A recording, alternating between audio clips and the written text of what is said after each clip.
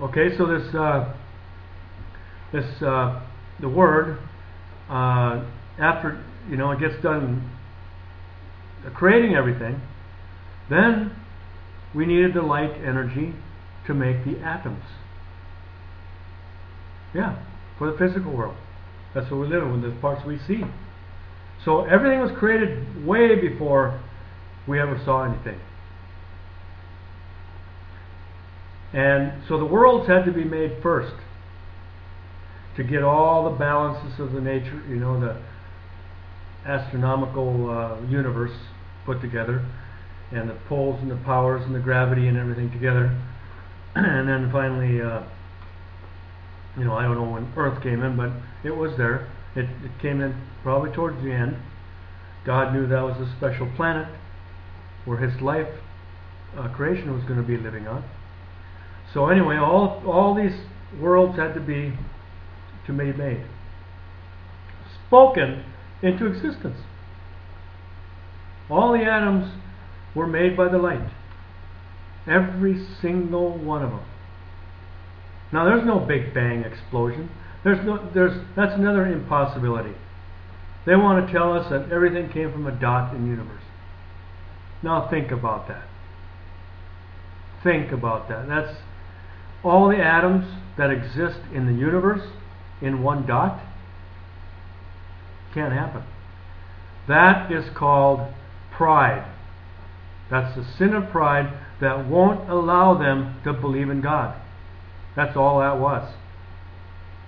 And if they could convince people that we come from the Big Bang, then they could take people away from the idea of thinking about God.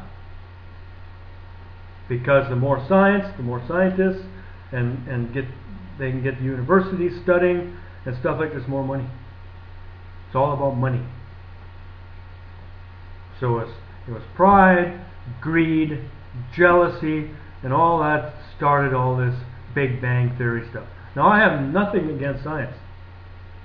Not a thing. I think it's great to send out satellites and stuff like that and see pictures of God's we're seeing more of God today than Christianity showed us in over 1600 years, or any man, except the saints and the prophets, of course. But they didn't have images like that. They could only speak. So we're getting to see some close-up shots of God's beauty. I'm just amazed at that stuff. So not all of science is bad. It's the guessing part. It's the beginning of God part that they mess up on, and that just is only pride. Religious people don't know either, and they're just guessing because of their pride. So they have this battle going back and forth. You don't need it. I have the truth. I know what happened. Now these worlds, there you go. It could have taken 1 trillion years to put all these worlds in place. Does it make any difference to you and me? No. Not a bit. It makes no difference to you and me because they're there. What's the point of studying something that you'll never be able to see? Now God, okay, everything's in God, and He can give us a vision, okay, of outer planets. He could put us up close-up shots of the sun, the moon, everywhere, because everything's in God. He knows all things. It's His knowledge. So He can give us visions of all that. And in the next life, we're going to get that. So we never needed science. We never needed scientists or science. We never needed religious people. But they're all in place because God had a plan. Alright? So everything is in God is thoughts. We're all thoughts. Everything. There isn't anything outside of His thoughts. That's all that existed He created everything through the Word, through the light energy, and then He formed everything, with the light energy, and then the earth was formed. Now in the Bible it mentions about the earth being formed out of water and the other atoms of minerals, and they just spun them in circles. It just spun in circles for a long, long, long time until it created heat. And of course the heat just built from within and came out and out farther and farther. It got to be a ball of fire is what happened. The lava ended up to be minerals of all sorts, because he put all those 116 or whatever elements in there, and there's probably more, probably a lot of them that haven't been discovered by science, but they're all there in the earth, and when this cooled down, it left a crust. Okay, and this crust was available for him to start planting the seeds for his living product, for spores. He made everything male and female, so he didn't have to go plant everything, a